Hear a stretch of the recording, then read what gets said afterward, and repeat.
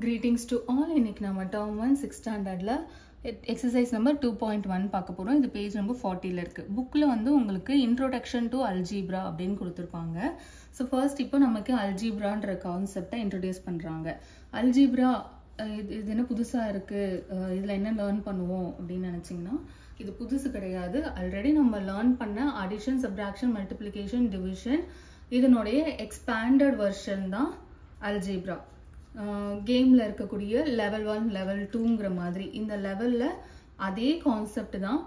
But நம்ம variables இன்னும் கொஞ்சம் அட்வான்ஸா அதை பத்தி லேர்ன் பண்ண போறோம்.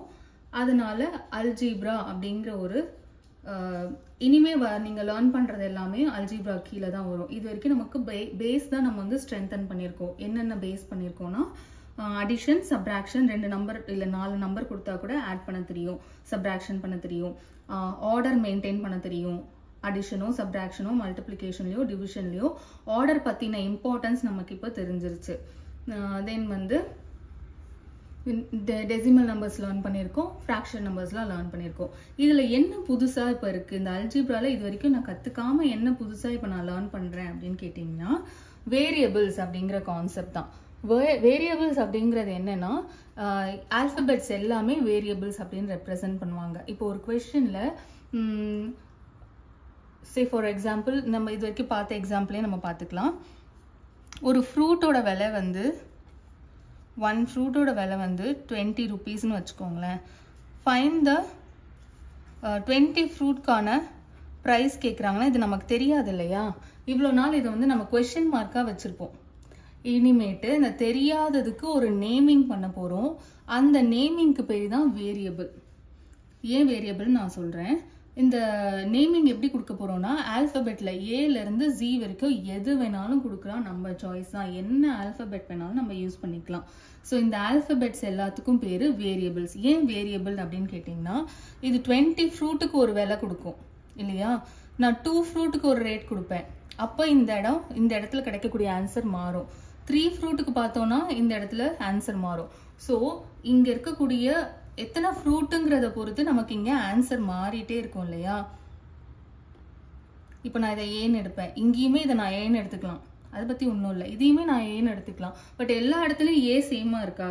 கிடையாது. இங்கே வரும்போது எனக்கு ஏவோட ப்ரைஸ் வந்து 14 கிடைக்கும்.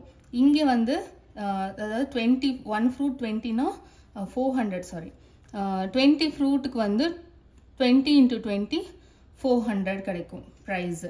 அதே மாதிரி 2 ஃப்ரூட்டுக்கு நான் தேடணும் அப்படின்னாக்கா அப்போ எனக்கு வந்து 40 ருபீஸ் கிடைக்கும். 3 ஃப்ரூட்டுக்கு அப்படின்னா 60 ருபீஸ் வரும். எல்லாமே நான் ஏன்னு தானே எடுத்திருக்கேன். அப்போ ஏ எல்லாம் ஒரே ஆன்சராக தானே வரணும் அப்படின்னா வராது, மாறி மாறி வருது இல்லையா சினாரியோ பொறுத்து. அதனால தான் இதுக்கு பேர் வந்து வேரியபிள்ஸ் அப்படின்னு சொல்கிறாங்க.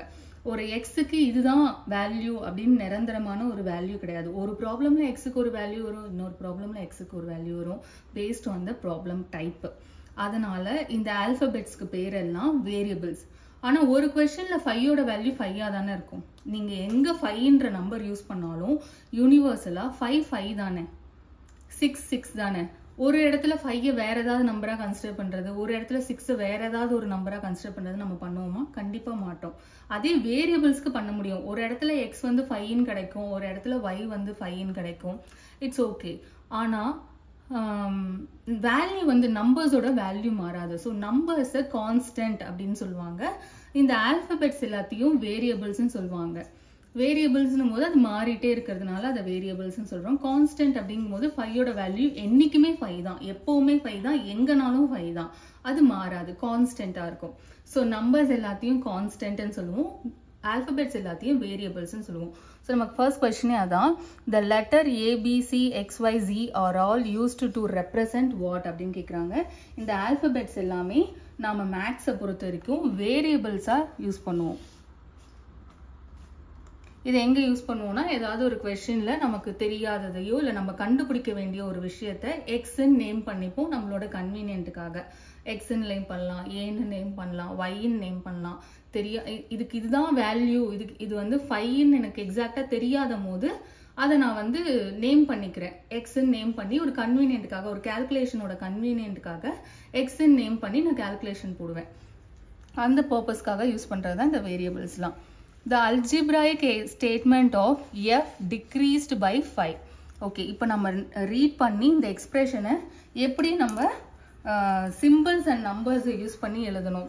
இது வந்து வேர்டிங்ஸா இருக்கு இல்லையா? நம்ம நம்பர் நேம் படிச்சோம்ல ஃபர்ஸ்ட் எக்ஸசைஸ்ல. நம்பர் நேம் கொடுத்துருவாங்க, நம்ம நம்பர்ஸ்ல எழுதுவோம், நியூமரல்ஸ்ல எழுதுவோம். நியூமரல்ஸ்ல கொடுத்துருவாங்க, அதை நம்ம எக்ஸ்பேண்ட் பண்ணி நம்பர் நேம்ல எழுதுவோம் இல்லையா? அதே மாதிரி இவங்க வந்து இதை எலாபரேட்டா கொடுத்துருக்காங்க, வேர்ட்ஸ்ல கொடுத்துருக்காங்க. இதை நம்ம வந்து ஷார்ட்டா எப்படி எக்ஸ்பிரஸ் பண்றதுன்னு பார்க்கலாம். f decreased by 5 அப்படின்னு கொடுத்துருக்காங்க. டிக்ரீஸ்டுனா என்ன ஆப்ரேஷன் வரணும்? Minus operation. எதுல இருந்து எது டிக்ரீஸ் ஆயிருக்கு? 5ல fல இருந்து 5 டிக்ரீஸ் ஆயிருக்கு. அதை நம்ம எப்படி எழுதலாம்? fங்கிற ஒரு வேரியபிள்ல இருந்து 5 வந்து டிக்ரீஸ் ஆயிருக்கு. f minus 5. இவ்வளோ பெரிய ஸ்டேட்மெண்ட்டா நம்ம பாருங்க, ஒரு மூணு விஷயத்தை வச்சு எக்ஸ்பிரஸ் பண்ணியாச்சு. இந்த பர்பஸ்க்காக தான் நம்ம வந்து வேரியபிள்ஸ் யூஸ் பண்றோம். the algebraic statement of s divided by 5. இங்க என்ன ஆபரேஷன் இருக்கு? Division operation. ஓகே, எது எதால டிவைட் பண்ணிருக்காங்க? s divided by 5. எப்படி எழுதுவோம்? s அப்படிங்கிறது 5 ஆல டிவைட் பண்ணிருக்காங்க. So expression எழுதிட்டோமா? ஓகே, நான் இதெல்லாம் பாருங்க எக்ஸ்பிரஷன் அப்படின்ற வார்த்தையை சொல்லிட்டு வரேன். இங்க ஈக்குவல் டு சைன் வந்துருச்சுன்னா அது ஈக்குவேஷனா மாறிடும். ஈக்குவல் டு சைன் இல்லாத போது ஈக்குவல் டு சைன் இல்லாம வேரியபிள்ஸ், ஆப்ரேஷன்ஸ், நம்பர்ஸ் இதெல்லாம் கம்பைன் ஆகி இருக்கும்போது அதை வந்து எக்ஸ்பிரஷன் அப்படின்னு சொல்லுவோம். இந்த இடத்துல எங்கேயாவது ஒரு ஈக்குவல் டு சைன் வந்துருச்சுன்னா அதை ஈக்குவேஷன் அப்படின்னு சொல்லுவோம். Okay, if A's age is n years now, 7 years ago A's age was என்ன அப்படின்னு கேட்குறாங்க. at present age வந்து n. 7 years முன்னாடினா 7 years லெஸ் பண்ணிப்போம்ல. இப்போ நம்மளோட ஏஜ் என்னன்னு நீங்க யோசிச்சு பாருங்க. நீங்க அநேகமா வந்து ஒரு 12 to 11 years 12 years அப்படிதான் இருப்பீங்கன்னு நினைக்கிறேன். 7 years முன்னாடி உங்க ஏஜ் என்னன்னு கேட்டா 11ல இருந்து 7 மைனஸ் பண்ணுவீங்க. இப்போ கரண்டா உங்களுக்கு 11 years அப்படின்னா, சப்போஸ் இப்போ உங்களுக்கு 10 years இருக்கு அப்படின்னா 7 years முன்னாடி உங்க வயசு என்ன அப்படின்னு கேட்டா 10 minus 7 3 years தான் நான் இருந்திருப்பேன் அப்படின்னு சொல்லுவோம் இல்லையா? ஸோ அதே கான்செப்ட் தான் இங்க. ஏஜ் என்னது அவங்களுக்கு? n. நம்ம இங்க வந்து கன்ஃபியூஸ் பண்ணிக்க கூடாது. ஏஸ் ஏஜ் இஸ் n கொடுத்துட்டாங்க. ஏஜ் தான் நம்ம கால்குலேட் பண்ண போறோம். ஏஜ் வந்து n. இது வந்து பர்சனை ரெப்ரசென்ட் பண்ணுது. ஏ அப்படிங்கிறது ஒரு பர்சனை ரெப்ரசென்ட் பண்ணுது. n அப்படிங்கிறது ஏஜ் ரெப்ரசென்ட் பண்ணுது. क्वेश्चन படிச்சீங்கனாலே உங்களுக்கு புரியும். ஸோ 7 years முன்னாடின்னும் போது இப்போ இருக்கிற ஏஜ்ல இருந்து 7 years மைனஸ் பண்ணணும். இப்போ என்ன ஏஜ்? n. அப்ப n minus 7. a minus 7 confuse பண்ணிக்காதீங்க. ஏன்னா a வந்து ஒரு பர்சனை ரெப்ரசென்ட் பண்ணுது இங்க. if p minus 5 gives 12, then p is what அப்படின்னு கேக்குறாங்க. givesனா என்ன அர்த்தம்னா ஈக்குவல் டு சைன். p ல இருந்து 5 மைனஸ் பண்ணும்போது we are getting 12. then what is p அப்படிங்கறதான் question. p வேணும் அப்படின்னா இந்த 5 இந்த பக்கம் ஷிஃப்ட் பண்ணணும். அப்படி ஷிஃப்ட் பண்ணோம்னா -5 அப்படிங்கிறது +5 வரும். so p is equal to 17. இதான் இதுக்கு ஆன்சர். இந்த ப்ராப்ளம்ல இதுக்கு முன்னாடி நான் இந்த மாதிரி ஷிஃப்டிங் பத்தி சொல்லலைன்னா இனி வரக்கூடிய ப்ராப்ளம்ஸ்ல நம்ம அதை இன்னும் டீப்பா லேர்ன் பண்ணுவோம். இப்போக்கி நீங்க என்ன புரிஞ்சுக்கலாம் அப்படின்னா, நம்ம இந்த மாதிரி ஒரு வேரியபிள்ஸ் இருக்கக்கூடிய ஒரு ஈக்குவேஷனை சால்வ் பண்ணணும் அப்படின்னா தெரியாத அந்த வேரியபிள் ஒரு பக்கமும் தெரிஞ்ச கான்ஸ்டன்ட்ஸ் எல்லாத்தையும் இன்னொரு பக்கமும் வைப்போம். ஆர் சிம்பிளி வேரியபிள் ஒரு சைடு இருக்கணும், கான்ஸ்டன்ட்ஸ்லாம் இன்னொரு சைடு இருக்கணும். 12 இந்த பக்கம் ஆல்ரெடி அது அங்கதான் இருக்கு. ஷிஃப்ட் ஆக போறது வந்து இந்த -5 மட்டும்தான். அப்படி ஷிஃப்டிங் ஈக்குவல் டு சைன்ல இருந்து இன்னொரு பக்கம் ஷிஃப்டிங் நடக்குது அப்படின்னா இங்க ஒரிஜினலா அது என்ன ஆப்ரேஷன்ல அட்டாச் ஆயிருக்கோ அதுக்கு ஆப்போசிட் ஆப்ரேஷன் எடுத்துக்கும் இன்னொரு பக்கம் போகும்போது. ஸோ ஒரிஜினலா இங்க மைனஸ் ஆப்ரேஷன்ல இது அட்டாச் ஆயிருக்கு 5. ஸோ இது ஷிஃப்ட் ஆகும்போது என்ன ஆகும்னா +5 வந்து அட்டாச் ஆகும். இந்த விஷயம் மட்டும் புரிஞ்சுக்கிட்டா போதும்.